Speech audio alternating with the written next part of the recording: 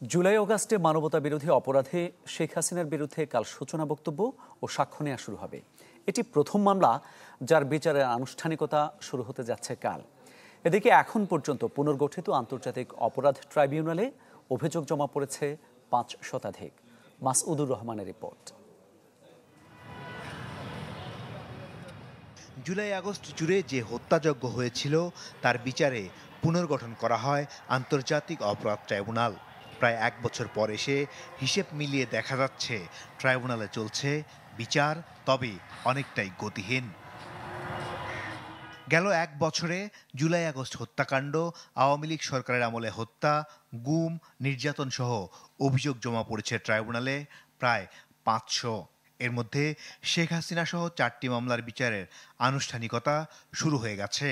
ওবায়দুল কাদের সহ গ্রেপ্তার আওয়ামী লীগের শীর্ষ ১৭ নেতা সহ ১০টি মামলার তদন্ত শেষের দিকে।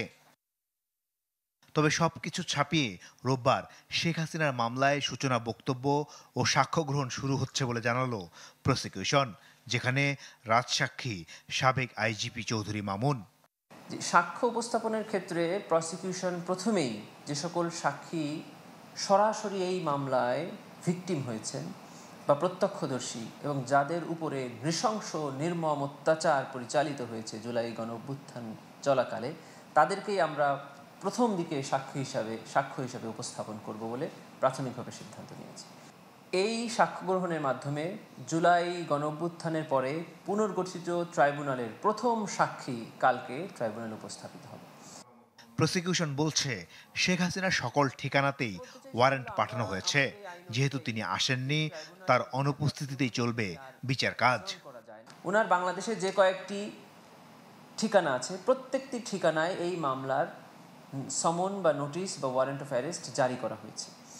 আন্তর্জাতিকভাবে ইন্টারপোলে রেড নোটিশ জারির জন্য প্রসিকিউশনের পক্ষ থেকে পররাষ্ট্র মন্ত্রণালয়ের মাধ্যমে আবেদন করা হয়েছে। জাতীয় এবং আন্তর্জাতিক প্রত্যেকটি নিউজে ট্রাইব্যুনালে মামলা চলছে, আপনাদের মাধ্যমে কবে কোন প্রক্রিয়ায় যাচ্ছে সেগুলো সরাসরি বা রেকর্ডেডভাবে সম্প্রচার করা হচ্ছে।